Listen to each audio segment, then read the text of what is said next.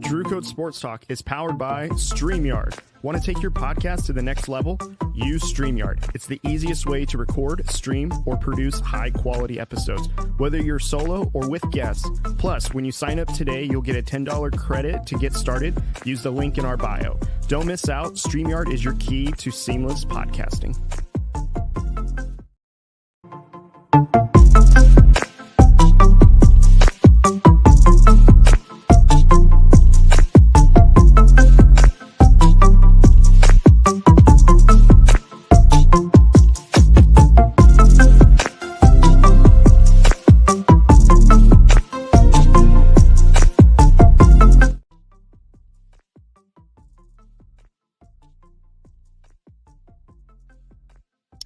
Welcome to Drew Code Sports Talk. This is Cody Johnson here, your host for this evening, where we talk about live sports and everything in between on this episode and on this podcast. Thank you guys so much for joining me. I am doing another solo episode again, as it was last week. Drew is busy right now with sports, Sanger West stuff, and then also school. For those that don't know, he is actually currently looking to get obviously his degree in teaching. And so he's going through all that right now. And it is chaotic from what he has told me, other than a couple of text messages and Marco Polo, which is how we usually keep in touch with each other. He's doing well and he sends his best. And, I'll tell you guys more about that as we carry on with the show. But before we get started, do me a favor, please hit that subscribe button for our YouTube channel. In the description below, you guys can also find our social medias. You guys can find us on TikTok, Instagram, Twitter, Threads, Facebook, you name it, we're probably on it. So head over there and go check us out. We'd really appreciate it. And also to do us a favor, head over to our partners, SeatGeek, Fanatics, and also StreamYard. All that stuff, again, is listed down below as our partners and all that good stuff. So, oh man, it has been a week and it is only Wednesday as I am recording this. So that's the kind of week it has been so far. And I know what it is too. It's that Labor Day or that holiday weekend where everyone kind of has a 3-day weekend. And then you're kind of getting back into the swing of things with work or with school for some of those. Like Drew and I always talk about, we have young ones that are going to school right now. And, you get into this routine when you get back into school, getting them up early, getting them into bed early, doing the same for yourself if you can. And, some of us out there can't do that so much. So that's a trial in itself for us parents having to go through all that. And then, we all get to enjoy a 3-day weekend. And if you're like most sports fanatics, which Drew and I are, you're probably scheduling your drafts around that weekend. I know I had a couple this weekend with my cousins. And with Drew, we're in one of the leagues right there. And then Drew had his on, I think it was on Monday night, we did a draft. And then we've been, Drew Code as a podcast has been invited on a couple of podcast fantasy drafts as well. And those actually just earlier today concluded all of them. And so if you're anything like what Drew and I do, we try to schedule our drafts basically on Labor Day weekend. And then chaos ensues, of course, as personal life is colliding with it. And, just again, as I've mentioned, trying to get back into the swing of things. But anyways, guys, enough of that chit chat. I actually have a full episode for you guys today. Again, as it's week one is literally, as I'm recording this now, probably clearly less than 24 hours away. And, we have a really great matchup. And I want to correct something. Last week, I said it was the Chiefs and the Lions. I was sorely mistaken. It was a mistake on my part, a lapse in judgment. It's actually the Chiefs versus the Ravens in Kansas City. It's a Thursday night football game. I got almost all the information right, except for the team going up against the Chiefs. So forgive me, but I'll definitely have you guys covered. So in this episode, I'm going to be going through each week one matchup. We're going to go over the unders that are on the lines in ESPN.com. We'll go over that a little bit later. And then also too, I will be predicting all 14 teams that I will be predicting who I think will make the playoffs and the wild card. And that's, of course, 7 teams in the AFC and 7 teams in the NFC. It is going to be a jam-packed show full of stuff. majority of it's just going to be me rambling. So, you guys should all enjoy that. And you guys are all pretty much used to that. So without further ado, let's go ahead and kick this thing off. So again, as I mentioned, we have, a full slate of football ahead of us for the NFL starting tomorrow night as I'm recording this on Wednesday. We have a huge AFC matchup with the Ravens and the Chiefs, along with a bevy of other games going on. We have Green Bay and Philadelphia in Brazil on Friday. Looks like it's a Friday night game, which is great how they have that kind of worked out, because I know sometimes when teams play overseas or internationally, time zones and when the game is going to start is a little challenging, because I don't know about you guys, but very rarely will I get up for a 5 a.m. game. I know that Drew and I are big Formula One fans. Sometimes you're up until midnight. Sometimes you're up at 5 o'clock in the morning. Sometimes you get lucky and you have a noon race to catch. And, now with the NFL going international, a lot of these games are very similar to that. Depending on where they're traveling is when the times are going to start. And also, too, probably not even going to have it on TV, because not a lot of people can afford some of the NFL, Sunday ticket deal or whatever that's now on YouTube TV or whatever else. So beyond that, pretty much these games are kind of all over the place. But anyways, let's get started into the AFC and NFC playoff prediction. So this one was a little tough because, there's a ton of AFC teams that I think we can all agree that have improved. Also, too, that have regressed. Same can be said for the NFC. Last week I had 5 bold predictions. One of them, of course, was I didn't think the Niners were a team that was going to make the playoffs. I felt like injuries are going to get in the way, and I still kind of feel like that. But of course, as we go through this list, you guys will see what I'm thinking, and I will walk it through. Hopefully it's something that you guys find entertaining. But let's get started. So I'm going to lead us off with seeds going through 1 and then going all the way down to the 7th seed rather than 7-1. The reason why is I feel like we all pretty much know the top 2 to 3 seeds are going to be for a majority of the AFC and the NFC. So I don't feel like giving away, let the last part of this segment be something that everyone kind of already knows. So I'm going to lead off with the number 1 seeds for the AFC and the NFC.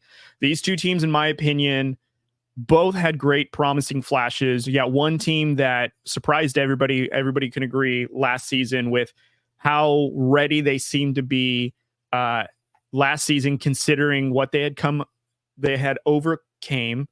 And then you have another team that pretty much met expectations, nearly exceeded them. And then, unfortunately, they just came across a team that was just a better team, and it showed. And now this team is hoping to have another repeat season where they can duplicate that success, but this time get over the top. And those two teams that I'm talking about are the Houston Texans and the Detroit Lions. I think, and I said this last week in one of my bold predictions, is I believe that the AFC's number 1 team will be the Houston Texans. You have CJ Stroud, who is coming into a second year with a better offensive weapon set that he had last season. You have Tank Dell, Nico Collins, Dalton Schultz, who now that they have another season within this offense, gelling together with a head coach like DeMeco Ryans, I think is going to have huge leaps in terms of offensive output and how dangerous they are. You add a player like Stephon Diggs, who right now could still be a number 1 option on literally any of the NFL teams outside of the Bills, because they wanted to let him go. And not only that, but you add in Houston Texans' defense with how good they were last season, how they did in the draft this past offseason, and now coming into this season, arguably could be a sleeper team in terms of defense that will get after the quarterback. That's going to make it very hard for receivers to have clean catches, and will just be a very strong defense. DeMeco Ryans, a defensive specialist, having young players on that side of the ball that are ferocious, are going to get after it. So I'm really high on the Houston Texans, as you guys have already heard me say for the last couple of weeks now. I truly believe in this team. I think that this is a great stride that they will take in this upcoming season. Now for the NFC team, Detroit Lions, they had a great season last year in the regular season. Definitely, I would say met expectations. Also, to really surprise people by how good they were. However, when they came across the San Francisco 49ers in last year's NFC Championship game, yes, it was a shootout, but you can just see that the Detroit Lions just did not have enough to get over the top. And, of course, 49ers represented the NFC in the Super Bowl against the Chiefs, which they ultimately lost.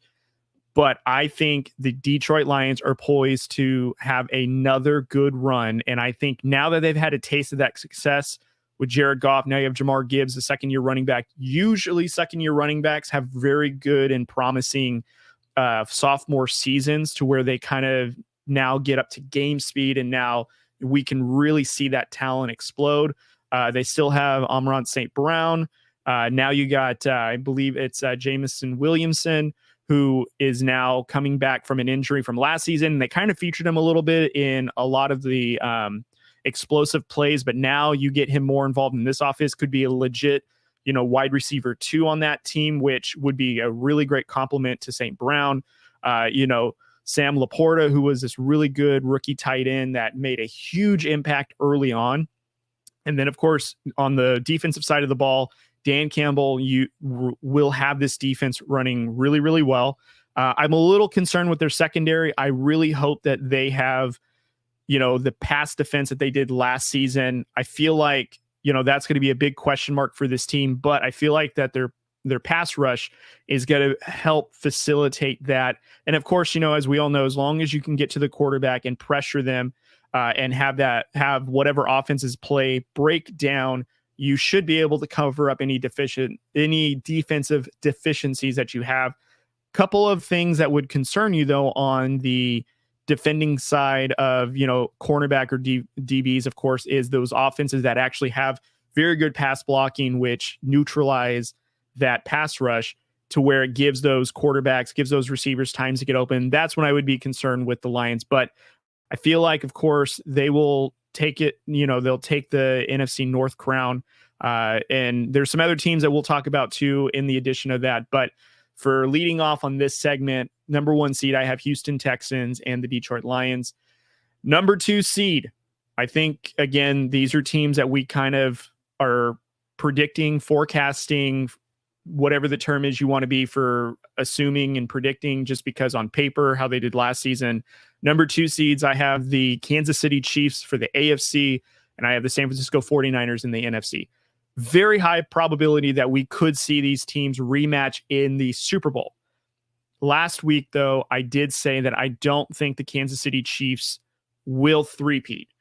Get into the playoffs, yes. They are too talented of a team not to. Even last season, when we thought that they weren't going to really excel very much, they played very much down to their competition. Not a great receiving core. Really felt like they were struggling in a lot of games that they should have won handily, and they didn't. However, this season, in my opinion, an upgraded receiving core with Xavier Worthy, Rashid Rice, second year, Sky Moore still on the team, signing Hollywood Brown. Obviously, you still have Travis Kelce. And then on the defensive side of the ball, again, my worries was the pass defense type style of the defense. Is their secondary good enough to hold opponents? Pass rushing is a questionable one as well. Although, with the exception of Chris Jones is who he is, and he's going to get after it for sure. But the rest of the defense, can they play together, and can that defense really stand strong? I imagine there'll be a very bend and don't break. Will probably do their best to keep, offenses off the field.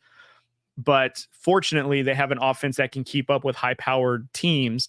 But can that defense get stops when needed, I think, is the big question for the Chiefs. But no doubt, a talented team under Andy Reid, with Patrick Mahomes, best quarterback in the NFL, no debate. No debate on number 1 is absolutely him. And, again, until proven otherwise, this is the best team that's in the NFL.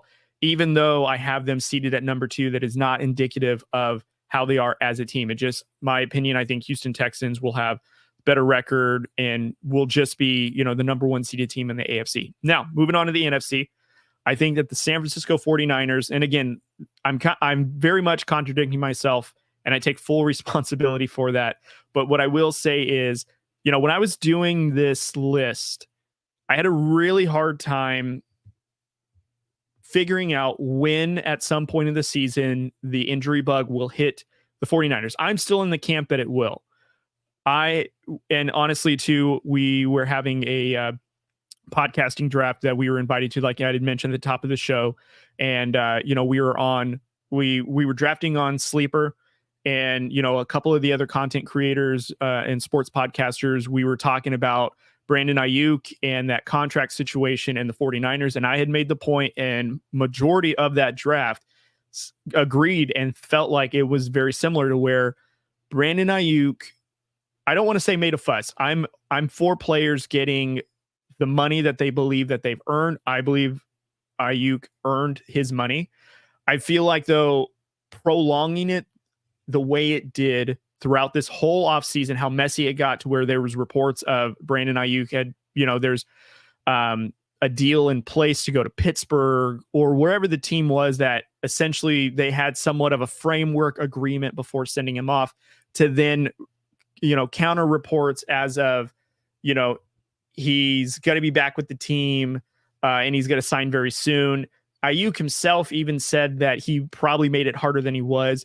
And I'm concerned with Brandon Ayuk being that type of player that got his bag and now is not going to produce basically what he should in order to make that contract worthy. My concern is, like, I'm not saying Ayuk isn't a talented receiver, but my concern is of now, like, okay, he got paid, he's now taken care of, and now will he now make leaps in terms of now being worthy of that contract? Because this majority of this offseason, there was talks and conversations on whether or not the 49ers should allow Deebo Samuels to walk and just keep Ayuk, because a lot of people said that he was the better of the two receivers. I think that's a little outlandish. I'm not a 49ers fan, but I can see where that's an interesting discussion for some 49er fans. I don't know if I would agree with it. I feel like Brandon Ayuk had a good season or so, but I feel like Deebo Samuels is clearly the more valuable receiver, not taking away anything that Brandon Ayuk has done on the field or his talent. I just wouldn't agree with that overall assessment. But nevertheless, though, Ayuk resigns, which I think is the right decision. But a lot of our concerns, and again, I'm bringing it back to that podcasters, draft that we had last night on that I was mentioning. Will Brandon Ayuk live up to that contract? Will he be the player that a lot of people are assuming, but now will he deliver on that? I think that's a huge question mark. I also brought up in last week's episode of why I'm concerned with the 49ers is they have an annual injury bug that just goes through that team, whether it's on the defensive side of the ball, whether it's offense. It does not help that Christian McCaffrey, and again, I mentioned this last week, I'm not a superstitious person when it comes to... No time for bed. Thank you. I'm not a superstitious person when it comes to the Madden curse. It is kind of weary, though, how majority of Madden cover athletes go through some sort of turmoil during seasons. Now, there are some that haven't, fair to that, but it does not help. And also, too, again, it's the 49ers. Yearly, they have some sort of injury that prevents them from going into their full potential. And also, too, how much of this window for their Super Bowl is still open, which is the argument I brought up last week. And I have now seen more on sports TV recently about how good this team is and what their potential is. Now you have Trent Williams, who re-signed, which was great. He's probably the most valuable player on that team outside of Christian McCaffrey. Now that Trent Williams is re-signed, now you make sure you have a good offensive line. And again, injuries. Will that affect him in a good way or a bad way? Christian McCaffrey, can he stay healthy? Brock Purdy, can he stay healthy? I have questions. However, no doubt on paper, this roster is talented enough that now it leaves me, again, contradicting myself, which I fully take responsibility for, where I think that the San Francisco 49ers will be the second seed in the NFC. I do think that they also will take the NFC West crown. I'm owning it right now. I'm already saying it. However, the points I brought up, can't deny them, at least of the reasoning behind them. Say that. Okay, moving on to seed number 3. I have the Baltimore Ravens and the Dallas Cowboys as the number 3 seeds in their respective conferences. Listen, I think Baltimore here is one of the better AFC teams. Truthfully, if there was a second team that I would put that could jockey or rival the Chiefs as the best AFC team, is absolutely the Ravens. Defense, every year under John Harbaugh, outstanding. Minus some injuries in a few seasons here and there, but for the most part, very consistent. That team, all they do is win. I know there's a huge question marks on Lamar Jackson regarding health. Can he, when he gets into the playoffs, can he make a difference? We'll see. But there's absolutely no doubt that the talent on this team, and, you know, again, with having a little bit more of an offensive focus now, adding Derrick Henry, that offensive line, very stout, very good. It's hard to deny the Ravens as being one of the better teams in the AFC. Some have them actually winning the AFC, so that's another one as well. But I do think that they will take the AFC North title, and I do think that they will be the 3rd seed in the AFC. Dallas Cowboys for the NFC East. Here's the thing. You know, they fortunately resolved their situation with CeeDee Lamb, their number 1 receiver, which, by the way, the fact that they let it go on for as long as they did during the offseason, absolutely crazy. CeeDee Lamb is arguably one of the best weapons that they have had in more than a decade.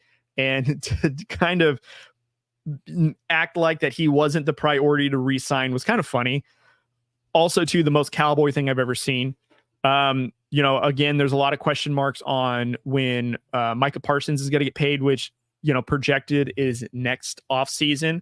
And again, the huge question mark is Dak Prescott not re-signing a long-term deal with the Dallas Cowboys this offseason.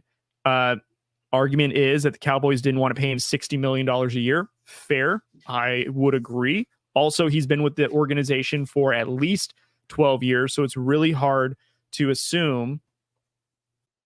I can completely understand why the Dallas Cowboys didn't want to sign Dak Prescott for $60 million. Again, that is what the quarterback market is asking for. Been with the Cowboys organization for, 10 to 12 years now. And I can see where maybe the experiment of Dak Prescott, has now ended, and they're now just going to let him complete the final year of his contract before he goes out to be a free agent. I got to be honest, I don't know in what world he does re-sign with the Cowboys. I do think that Jerry Jones is going to pay a lot of weird lip service, give a lot of weird interviews to why they will or won't pay Dak Prescott and why all of a sudden they don't have the money for it. Whatever the case may be, truthfully, we all know that this is Dak Prescott's final year unless they make the playoffs, get into a deep run where maybe they get to the Super Bowl. Maybe if they get to the Super Bowl and lose, Dak Prescott will be back, but I doubt it. I don't think the Cowboys want to be held to a $60 million contract for 4+ years. And I think they're going to just let some other team take a flyer on Dak Prescott, which, by the way, last week I said that the Raiders should do this. They should go after Dak Prescott if the Cowboys aren't going to re-sign him into free agency next year. I know that some people aren't for Dak, and that's fine, but there's absolutely no doubt that today, let's just assume that the Raiders have a subpar season, which I predicted, where they go 8-9, 7-10. You know, Drew was saying a couple of weeks ago that if the number for the Raiders is 6.5, he's taken the under because he feels like this is a team with a lot of growing pains and they're going to struggle and it's going to be a rough season for them. Let's just assume that that's all true. They're going to either win somewhere between 5 and 8 games, not make the playoffs, be a competitive team, but be, let's just say, a quarterback short from being an AFC threat. And let's just assume they get to keep Jacoby Myers, Obviously, Brock Bowers will be in his second year. Michael Mayer will be in his third year. Devontae Adams will still be there, and we will have Zamir White, who will be heading in at that point to his third year with a defense that, in theory, if all the predictions remain true in terms of what this team can do on the defensive side of the ball, will be maybe a top 15, 10 defense in the NFL. And if we added Dak Prescott to the starting lineup for the Raiders, that doesn't instantly make us a playoff team. I would argue it would. And truthfully, I don't know what quarterback is floating out there that can do the same thing. I don't want to hear about drafting a rookie quarterback that is going to come in and win like a CJ Stroud. Really, he's really the only rookie quarterback. Oh, and Andrew Luck. Excuse me. I did make this point last week. And Andrew Luck that came into their new team and made immediate impact starting and getting them into the playoffs. Very rarely have we seen a rookie quarterback come in and start and really catapult their team into the next level of competitiveness without a couple of years. I don't think Devontae Adams has a couple of years left of holding out for the Raiders in terms of like getting competitive, because he's made it very clear he wants to remain a Raider for the rest of his career. However, he wants to win. I would not fault him for being upset after this season if we don't do something that's going to make strides to make us competitive. AP even mentioned himself, he is not looking for a rebuild. They are looking to be competitive and to be relevant. So best way, in my opinion, to do that is Dak Prescott. Now, I'm going to get off my Raiders and get back to the point at hand, which is the Ravens and the Cowboys will be the AFC and the NFC's third seed for their respective conferences for the playoff seeding. That's what I think. And I do think that both teams will have probably very similar records, somewhere between 11 and 12 wins I can foresee. Outside of the Eagles, which, by the way, a lot of people may be surprised that I didn't put the Eagles to win the division, the NFC East. And my argument to that would be, I got to see how these new coordinators work with Jalen Hurts. Also, not having Jason Kelce there, how big of an impact is that going to make on the offensive line? The Eagles defense, is it going to be better than it was last season? Or are we going to get very close to their form the year they went to the Super Bowl? Because if that's the case, then yes, this Eagles team could very easily take the NFC crown, and the Cowboys may be fighting for a wild card spot or be out of the playoffs, just because if these two teams are at full power, each have great, let's say, coordinators that get them best out of their players, Eagles no doubt have the better of the roster. They have the better team on both sides of the ball. Cowboys, however, I think because this team has been together longer, they have a better shot at taking this division, because for some reason with the Eagles and Nick Sirianni and those coordinators a season before, this team really looked like they imploded on themselves with the inside out, and it was very ugly to watch on TV because, again, the season prior, 2 seasons prior, they went to the Super Bowl, and then the season we just watched looked like the best team in the NFL and then fell straight off the cliff, and no one knows why other than some reports coming out as to the turmoil internally amongst coaches and coordinators and players. So, again, we'll see how this all shakes out. But that is my number 3 seed for the AFC and the NFC. Number 4 seed. So, essentially, these are the final 2 teams that will win their divisions to clinch the first 4 seeds. That is the Miami Dolphins for the AFC out of the North. Or are they in the North? Yeah, I guess they are in the North. That's kind of weird. And then also, too, the NFC South, the Falcons. So I'm going to talk about the Dolphins, of course. This will be McDaniel's 3rd year with this Dolphins team. This will obviously be I believe it's his 4th year now with the Dolphins.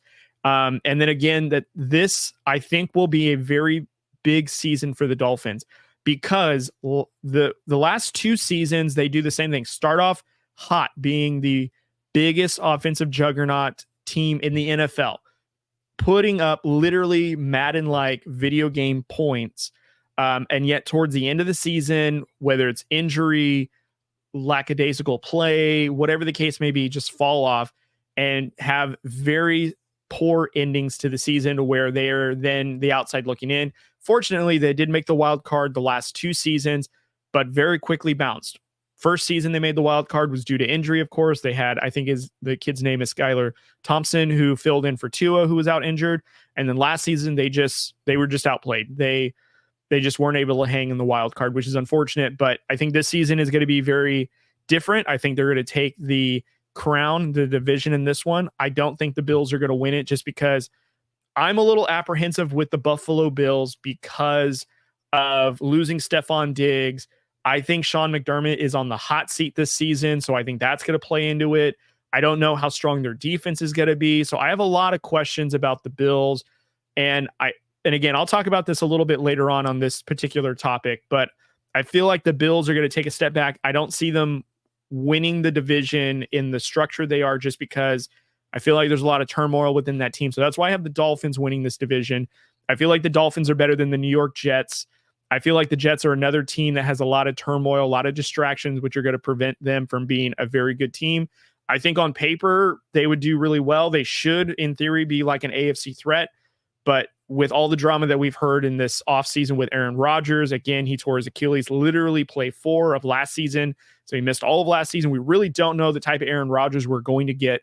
We're all assuming he's going to be the same Aaron Rodgers from Green Bay. But nevertheless, not even being on the field, he's been a pretty big distraction last season and now this offseason. And hopefully he comes into the regular season healthy on this go around, and hopefully this Jets team goes well. But I feel like Miami is the complete team that is going to secure the AFC North crown. Now, moving on to the NFC South, the reason why I picked the Falcons is because, one, Raheem Morris, new head coach. I think he's in the DeMeco Ryans kind of head coaching style for me, where he's a very tough coach, gets the best out of his players. When he was the interim head coach for them, this is a couple of years ago, I think when they fired Dan Quinn, he filled in interim. They had a winning record with Raheem Morris, but didn't retain him for some reason. And now Raheem Morris was over in the LA Rams team for a few seasons. But now that he's with the Falcons spent a lot of money to sign Kirk Cousins to another big contract. Granted, he was also injured last season from an Achilles injury. Now he's going to come back. I want to say Kirk Cousins is 36 or 37, and he's coming off of a huge injury. Is he going to be the same player? Falcons also have great weapons, all things considered, with tight end Kyle Pitts, Drake London as their receiver. Obviously, Bijan Robinson for their running back, who is this all-world. Their defense is, I think, going to be very, very good, especially now with Morris running the show over there. Their defense was pretty good last season, and now I think it's going to be even better, and they've added talent along with that. So I think the Falcons are the best team in the South. I don't think it's the Saints. I think the Saints are on notice to have an implosion of a season. I think Dennis Allen is going to be out of there before the end of the season. I think they will have a regression offensively. I think defensively, they'll be I don't want to say the worst. They won't be a very good team that they should be with what's in place. I feel like they're going to take a big step back, and this is probably going to be a season where we might see, and I'm not advocating for this at all. It's not what I want to see. I'm just saying this is what it feels like as we get into the start of the season. Is I feel like this could be a season where we see Derek Carr benched. I feel like this is a season where we could see Dennis Allen fired in the middle of the season or late into the season. I feel like this is a season, and it gives me the feeling of this defense is going to go through a lot of frustration because they should be better than they are, but they're not getting any stops. In fact, they're giving up a lot of points, and they're being exposed in certain aspects of the defense. So that's when I get this feeling when it comes to the New Orleans Saints, and why I don't think that the Saints are going to win the NFC South. Buccaneers, I don't trust their offensive line enough. Baker Mayfield if Baker Mayfield can duplicate what he did last season, yeah, this Buccaneers team has a really good shot. However, I'm concerned with also too. I think that their head coach is also on the hot seat. That for some reason, this team doesn't play its hardest for their head coach. And again, with Baker Mayfield, if Baker can just do what he did last season, I think this team's in really good shape. But I think there's just a ton of question marks of whether or not they can. Their offensive line, like I said, is not very good, not very healthy right now. So that's going to be really tough when it comes to their, obviously to their run blocking scheme for, run action, play action. And then also too, if Baker Mayfield isn't what he was last season, how productive is Chris Godwin going to be? How productive is Mike Evans going to be? I'm not saying that the Buccaneers are on a team that I'm more worried about than the Saints. I think the Saints are a team that I'd be very worried about how the season is going to play out for them with all that I've mentioned. But I don't think the Buccaneers are a team to worry about when it comes to the NFC South as well. And then I'm forgetting what the other team is in the South right now. See, we have New Orleans Saints, Tampa Bay. We have Atlanta. What's that last team? Carolina. That's probably why I forgot about him. I wouldn't worry. I do think Bryce Young's going to have a better second season, but Carolina, not even in the realm of the discussion. So we'll just cast that aside. So needless to say, that is exactly why I have the NFC South being won by the Falcons, giving both Dolphins and the Falcons the 4th seed in their respective conference. Now, here we go into the first wild card, in a sense, the 5th seed of both conferences. I have the Buffalo Bills and the Green Bay Packers. Again, I went through what I said about the Bills.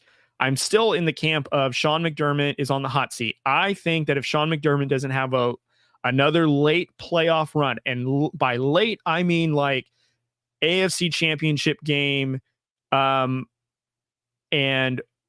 potentially if they don't get to the Super Bowl, I don't see Sean McDermott returning. I think Sean McDermott's in his last season. If it's not a Super Bowl, he's not coming back. I think he'll be let go. Not because he's not a good coach, but the Buffalo Bills each season have gotten to the playoffs, a wild card, divisional round, conference championship, and have lost. They have not gotten over the top. And excuses have been, oh, it's because of the defense. Oh, it's because of the overtime rules. Oh, this, that, and the other. But nothing but excuses. But every year when it comes down to it, they cannot get over the top when it comes to getting into the Super Bowl. So I think Sean McDermott is on the hot seat. Now, some other questions I have is they lost Gabe Davis and they lost Stephon Diggs in the offseason, and they have some younger receivers. They also brought in Curtis Samuel, which I think is a really good pickup. Obviously, we all know that they drafted that young receiver. I believe it was out of Florida State, Keenan Coleman. And he looks like he's going to be a promising talent. However, how is that all going to look when it comes together and when it matters the most? I think Josh Allen will probably have an MVP type season because clearly he's the one that will be throwing the ball, will be doing his best to leading games and leading victories in that sense.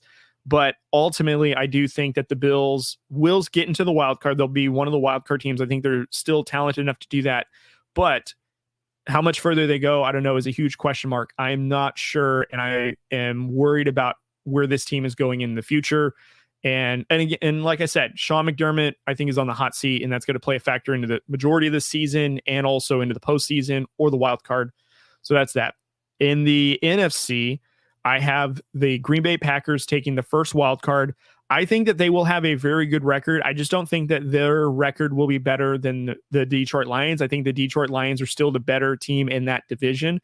However, I think the Packers, with their young receiving core with Romeo Doubs, Christian Watson, I think the kid's name is Jaden Reed, along with that defense that's on the other side, which has now gotten some growth. So we'll see if they progress and become a stronger defense. Had a very good divisional game against the Dallas Cowboys where their defense showed up, their offense put points on the board, and they when it came to the Cowboys and the Green Bay Packers last playoff game, the Green Bay Packers were not favored in that game whatsoever. And here you saw the Dallas Cowboys absolutely getting trampled by the Green Bay Packers.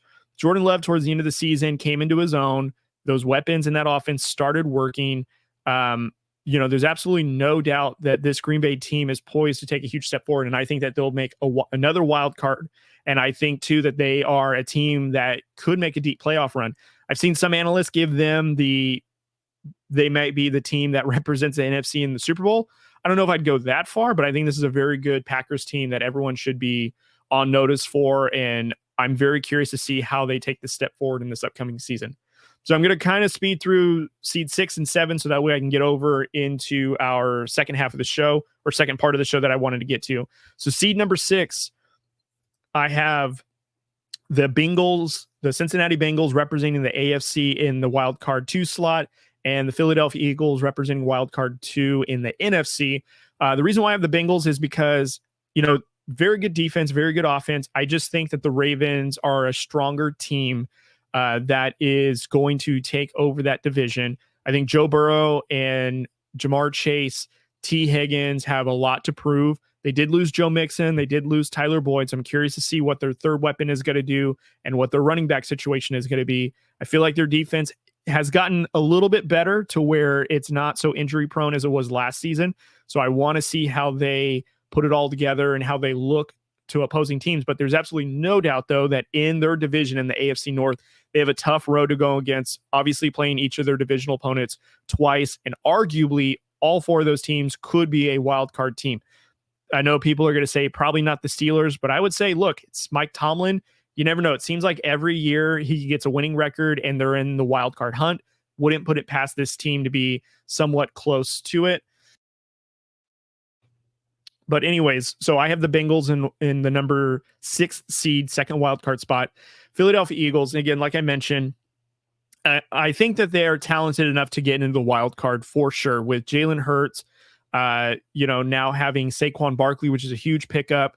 Having a defense that has added a couple of defensive players, still having AJ Brown, still having Devontae Smith, Dallas Goedert. Those are all huge weapons offensively. If Jalen Hurts has shown any growth and maturity for this upcoming season, I think then we could really see a legit MVP type of season from Jalen Hurts. However, if I'm just going off of what we saw last season with having Kellen Moore now as the OC, still having Nick Sirianni as the head coach, I have a lot of concerns still with how this team is going to operate. How's that defense going to look?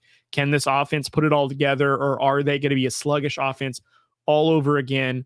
And also, how's that offensive line now without Jason Kelce? Did they do enough to offset that? And can they continue to run the ball effectively and be a very aggressive football team? I think they are still talented enough to get a wild card.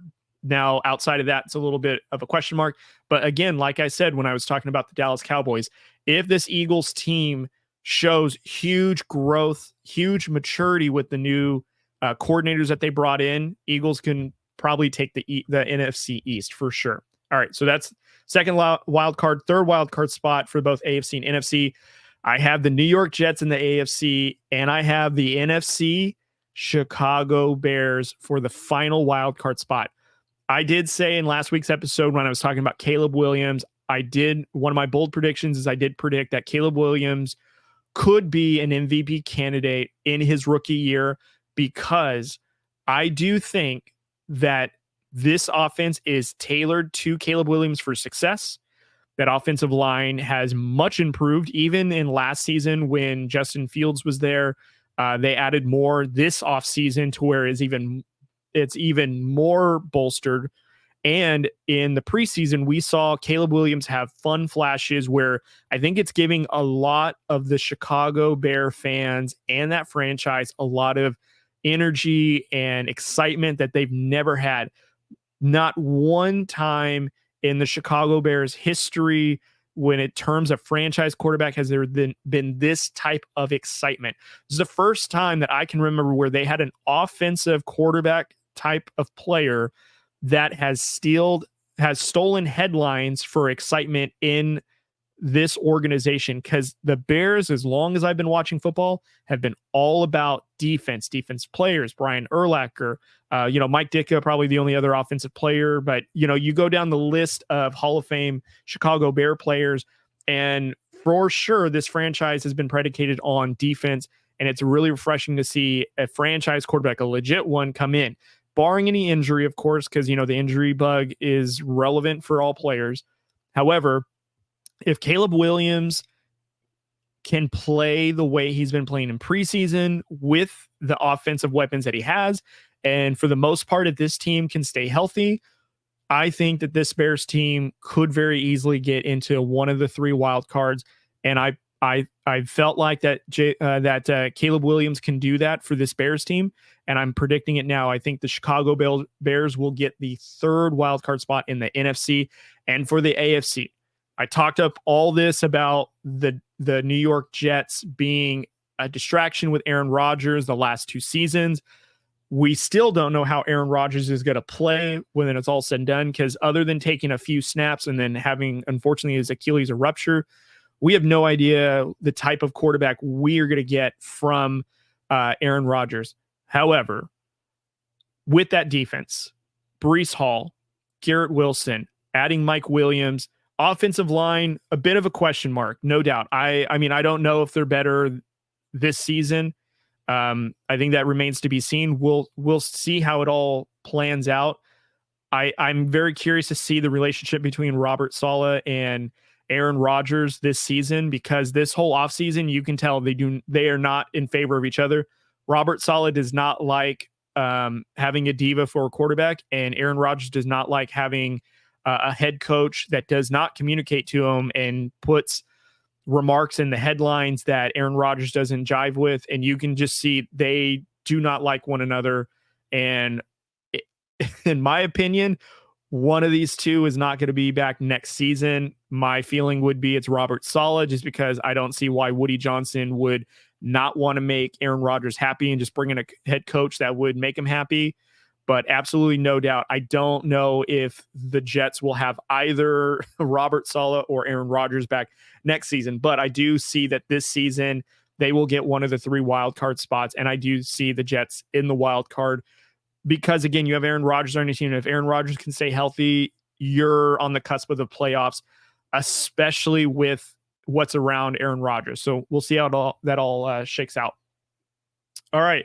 So that's the end of my first segment. And I'm so sorry it took 40-something minutes. But I felt like I needed to give a lot of those attention as to why, and give a as much context as I felt like needed for those teams, and to argue why I felt like those 14 teams, 7 in each conference, were going to represent, their seedings the way that I did. If you guys want to tell me who you thought should have been in, or how the seeding should go otherwise, let me know down in the comments below who you guys think are the top 7 seeds in each AFC and NFC conference.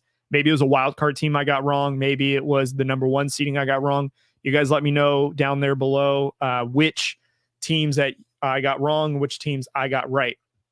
So I'm going to hit a couple of buttons here to give a shout out to our partners here, and then I'll be right back with our last topic of the evening before I let you guys go. So hang tight for about a minute, and I will be right back. Drew Code Sports Talk is powered by StreamYard. Want to take your podcast to the next level? Use StreamYard. It's the easiest way to record, stream, or produce high-quality episodes, whether you're solo or with guests. Plus, when you sign up today, you'll get a $10 credit to get started. Use the link in our bio. Don't miss out. StreamYard is your key to seamless podcasting.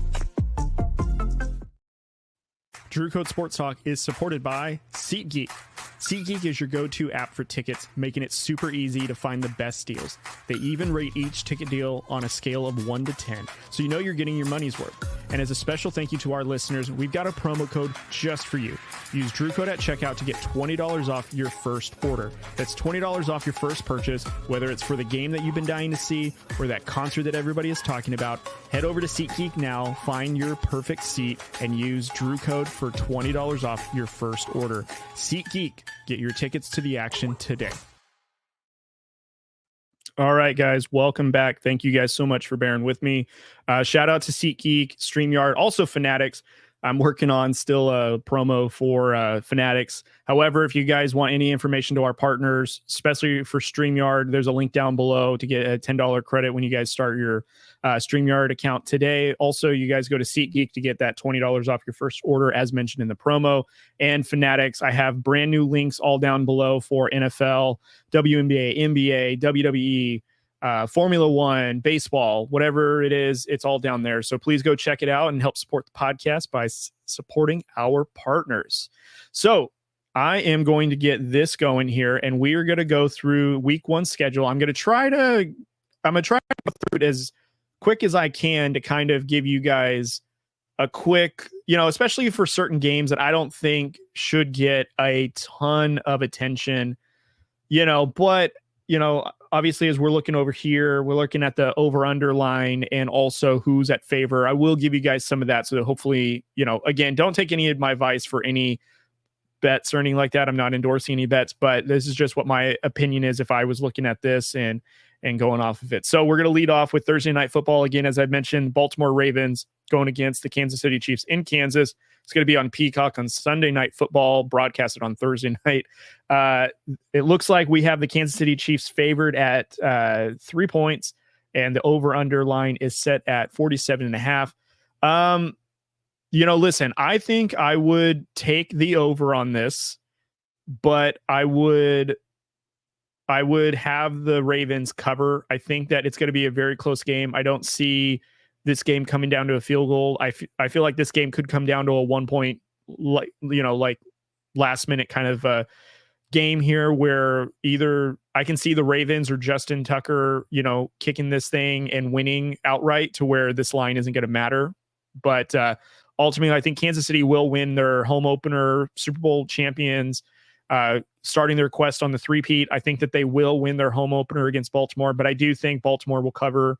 But I do have the over-under at 47.5. I have the over on that number. So moving on to the Friday night game now, again on Peacock. This is the Green Bay Packers and Philadelphia Eagles. They are playing in Brazil. It looks like the line is set at 49.5. Eagles favored by 2.5 points.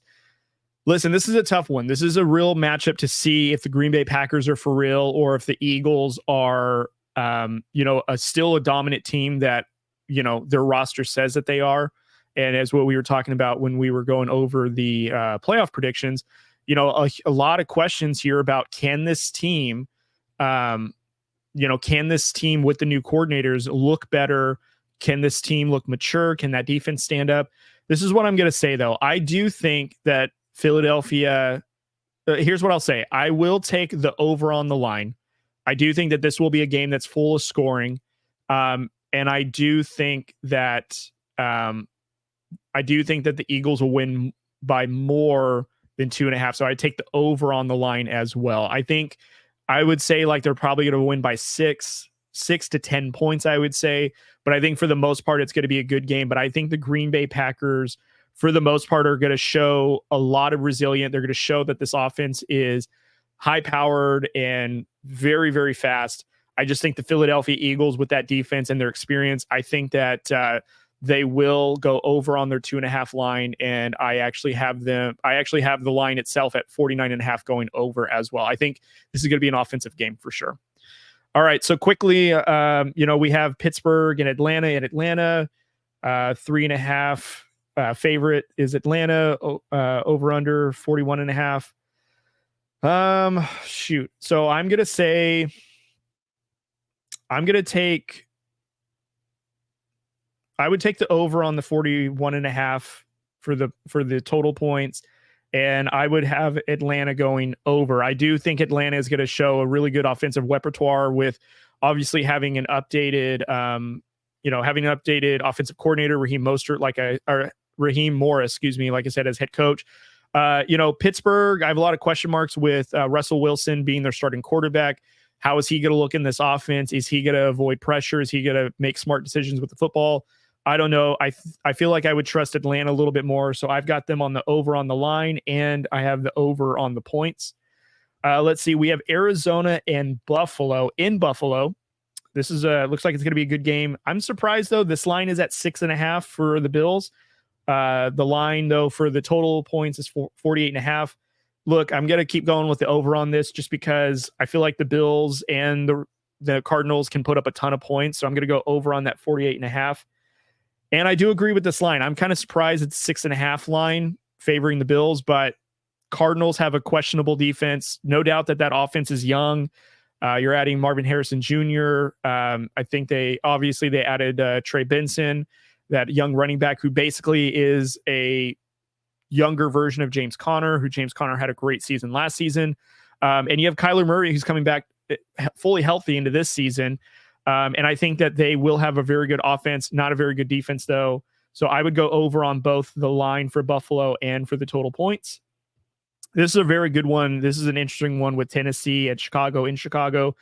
I'm going to go the under on the points on this one. I think Chicago is going to have a very good offense. I think, though, that they're going to struggle against that Tennessee defense, and I think Tennessee's offense is going to struggle against the Bears defense. And so I would have the under on the line for the Bears. I think the Bears will win, but I have the under on the line for 4 points, and I have the under on the 44.5 points. I think that this is going to be more of a defensive game.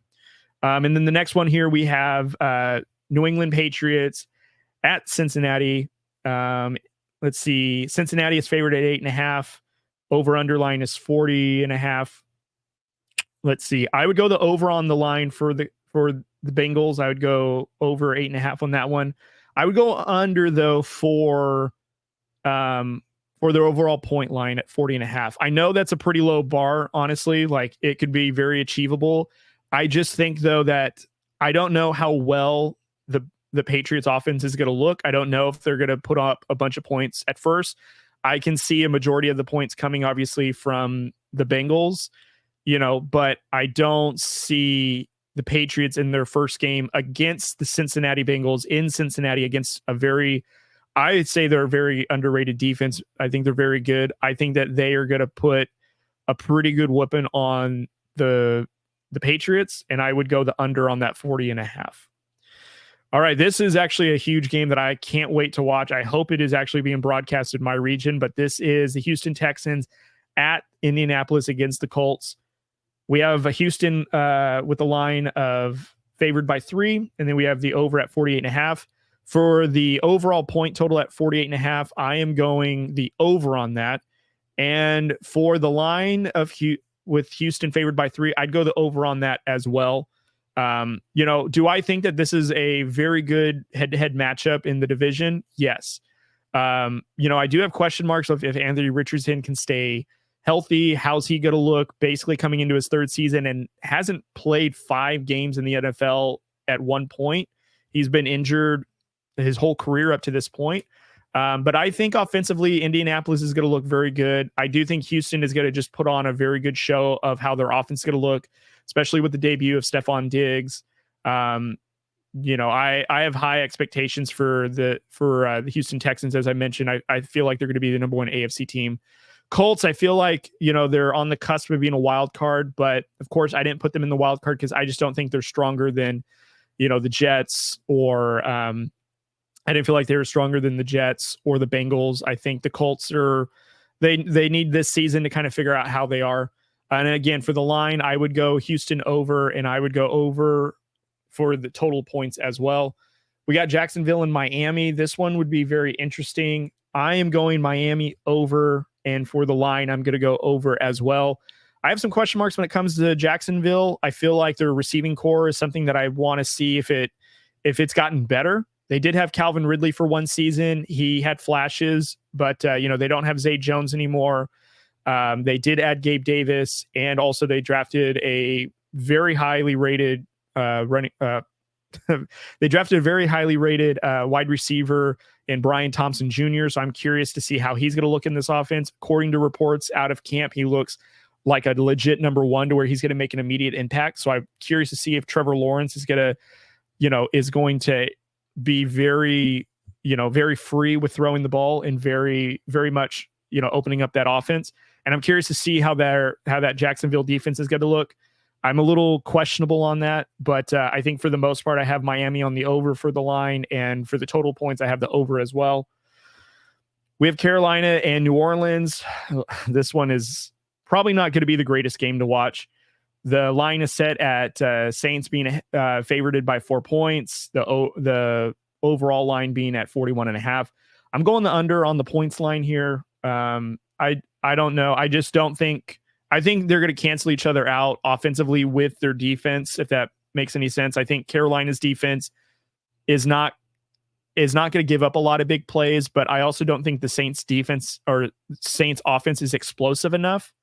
And Carolina, I'm curious to see how their new offense is going to look, but I feel like the Saints defense will neutralize that a little bit. And Bryce Young, again, second year, I think he'll have a pretty good second season, but I'm curious to see how this Saints defense is going to contain Bryce Young. But I don't feel like these two teams are going to go over on that 41.5. So I'd go the under on that line, but I think the Panthers actually will cover the 4-point favorite for New Orleans. So Minnesota and New York. Look, I'm going over on the line for Minneapolis for the Vikings. They are a 1.5 favorite. I'm going the over on that one. I'm going to go under on the point line as well. It's a 41.5 point line. I'm going on the under. Sam Darnold is starting this game right here for the Vikings. So I'm curious to see if, he's going to be able to have this offense looking effective, especially with not having Kirk Cousins and JJ McCarthy being out now for the year with the meniscus injury. New York Giants, how's Danny Dimes going to look? I don't think very well. They don't have Saquon Barkley. Malik Neighbors on this team is probably their best offensive weapon as a rookie, but I don't know if that means that the New York Giants are going to put up 20 plus points on that, or, I just don't see it. So I'm going with the under on that point line, and I have the Vikings over on the 1.5 point line. This is, of course, the game of the week, no doubt. The Raiders at SoFi Stadium, second home of the Raiders against the Chargers. This is going to be a fun game. We have the line set at 40.5, and the Chargers, are favorited by 3 points. Straight up, Raiders are going to win outright, no doubt. And I'm going over on the points. I actually think that it's going to be I don't want to say a high scoring game, but it's going to be a very offensive heavy game. Truthfully, too, with the Chargers, I know that Jim Harbaugh is now the head coach of this team, and he's a run-focused head coach, which is great. I think that's going to take a lot of pressure off of Justin Herbert. I don't know, though, if the running backs that they have on the roster is going to be enough. I really like our defensive front for the Raiders. Secondary, I just hope that we can contain enough to where we aren't a liability. However, if that front can get home, then I absolutely have no doubt that the Raiders will be able to get Justin Herbert happy feet, and that get Herbert happy feet, and also to be able to neutralize a little bit of that passing offense, especially with not a whole lot of offensive talent. I mean, they do have Josh Palmer, who is probably now their number one. They do have Ladd McConkey, I think is the rookie wide receiver for the Chargers as well, who's basically their version of Hunter Renfrow. So I'm curious to see how he'll be working in there. But I do think that the Raiders here will be the ones to win outright. So I would go Raiders winning outright on the line, and I would go over on the points for that one. Moving on, so we got Denver and Seattle. Seattle, I have over on the points. They're 6.5. They're 6-point favorites. I would go over on that, and then I have the line going over. It's 41.5 right now. I would have that go over. I think that the Broncos offense is going to be more explosive than people give it credit for. But Seattle, I mean, they're in the 12th man arena. I don't know how the Broncos are going to walk out of there with any sort of victory. I don't think it'll be a blowout, but it's not going to be a very close game. So that's why I have the Seahawks with the over on the line, and then over on the total points.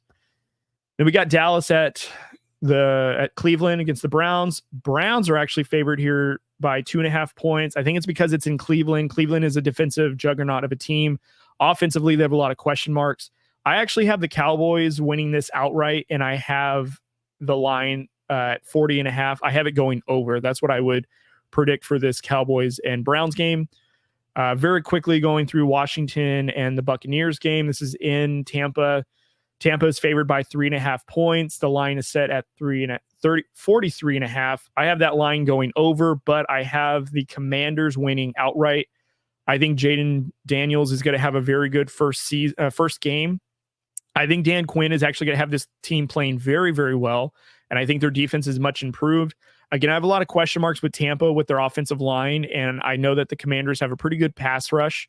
And also, too, I don't know if Baker Mayfield can duplicate what he did last season. So I have some question marks on that. So that's why I have Washington winning outright. And I have the over for the points at the 43.5 mark. And then this one is an NFC rematch. I believe they met in the divisional round. This is the Los Angeles Rams in Detroit against the Lions. Again, Matthew Stafford going back to Detroit first time since being traded away. And this is obviously on Sunday Night Football. Detroit is favored at 3.5 points. The line is set at 50.5. That is going to be a score, guys. I would say, though, I have the Lions on the line going over. I think that they'll have more than the 3.5 point spread on the lead. So I would have the over on that line. And for the total points at 50.5, that's a huge score, guys. But I would say over on that one. There's a lot of reports with the Rams having, Cooper Kupp coming back, looking like the old Cooper Kupp from when he had basically that MVP type season or offensive player of the year type season. They have now another running back that will be paired with Kieran Williams to basically take on that workload. Matthew Stafford looks healthy from all accounts. Puka Nacua coming into a second year. Looking like he's poised to have another very good season. But Detroit Lions, again, they're my NFC favorite. Better defense. They have a very good offense. Better run game, better pass game, in my opinion. The Rams, I think their shortcomings is they really don't have any defensive players that, are going to make you, I don't want to say worried about, but they don't have an Aaron Donald type of player anymore.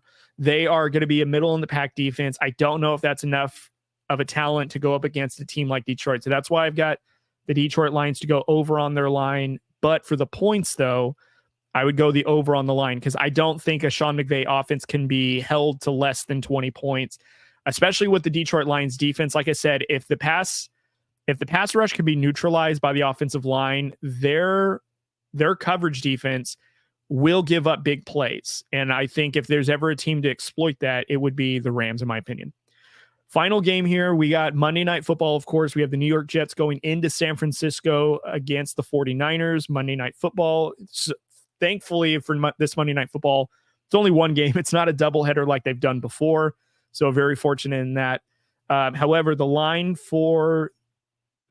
is set at 49ers favored by 4.5 points. Overall point total at 43.5. Listen, I'm going to go with the 49ers. I'm going to go with the 49ers to win, but I'm going to have the New York Jets to cover. I feel like this is going to be a close shootout. I don't know if the 49ers offensive weapons against this New York Jet defense is going to be able to have more than a touchdown's worth of a lead. So I would say I think the New York Jets can cover that 4.5 line, but 49ers I predict will win. And for the over-under point total at 43.5, I would go with the over on that. Granted, again, a lot of these predictions I'm going more over than under. The reason why is because the NFL now has been catered to points and the passing offense. Defenses, you have to really play perfect football to really neutralize a team. Very few have I seen teams outright, shut out teams or keep them to low scores. Very rarely, especially in a time in the NFL where offenses are basically given free reign to do as much as they can on the offensive side of the ball, throw the ball, it's very offensive friendly. So that's why a lot of these lines are over. But no doubt this first week at NFL action, there's a lot of great first week one matchups to just get us to be excited. I mean, we have football, guys, starting tomorrow, another game on Friday. Obviously, if you guys are watching college football, you have Saturday's games. Then you have Sunday and Monday. We literally have 5 games of football for the upcoming 5 days, guys. That's absolutely ridiculous. So great week one action. Super excited. Cannot wait. I'm going to stop sharing this screen right now. And that's it for me, you guys. I just want to thank you guys so much for tuning in and listening. I appreciate you guys letting me ramble on this solo episode. Again, Drew sends his best. He sends his love. He'll probably be listening to this and he'll tell me what he liked about the show. And, I foresee him being back for an episode pretty soon. I think he's got, some time coming up to where he can probably come in and tell us what he's been up to. And, we can have our dynamic duo back here again. But until then, you guys, I want to say thank you so much for listening. Please subscribe to the podcast. You can do it on YouTube. The link is down below. Or as you guys are watching this on YouTube now, please go ahead and hit that subscribe button. Turn on the notifications. That way you guys are alerted anytime we put out a video, whether it be a stream, whether it be a clip or a short. Love for you guys to interact with it and get first dibs on that. So please go ahead and do that. Comment down below who you guys think will make the playoffs for the AFC and the NFC. And let me know, too, on these lines, which ones you're going for, which ones you're not going for. I'd love to know, too. So hopefully I gave you guys enough sound advice as to why. And if not, great, too. So anyways, I appreciate you guys. Also follow us on Instagram, Twitter, Facebook, Threads, TikTok, all the social media platforms linked down below. I'd appreciate giving us a follow or like or, engaging with us. Love seeing it from you guys. Also, too, please go to SeatGeek if you guys are looking to get some tickets for any games, plays, concerts, whatever it might be. Use our promo code DrewCode to get $20 off your first order. Do that now before it runs out. It's super, super good deal, especially if you guys can find great seats, because SeatGeek has this great function where it'll tell you on a scale of 1 to 10 how good that seat is when you're purchasing that ticket. So you're getting yourself a deal. So go ahead and do that. Fanatics, I got all the links down below to whatever league that you want merch or gear or your swag to start the NFL season. Maybe you want playoff stuff for the baseball league, whatever it might be. Go down below as well. And then again, thank you so much to StreamYard for powering Drew Code Sports Talk. And again, get a $10 credit by signing up with them today to start your podcast journey. That's it. Thank you guys so much for listening to me ramble. I appreciate you guys. Be kind to one another. And I will see you guys next week. See ya.